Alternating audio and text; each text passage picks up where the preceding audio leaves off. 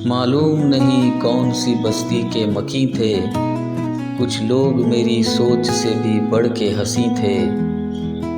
अब भूल चुके अपने खदो खाल तो क्या है, हम लोग किसी दौर में हद दर्जा ज़ही थे। पढ़ता हूँ बहुत शौक़ से पुरखों के फसाने, मुफलिस थे मगर गाँव की इज्जत के अमी थे।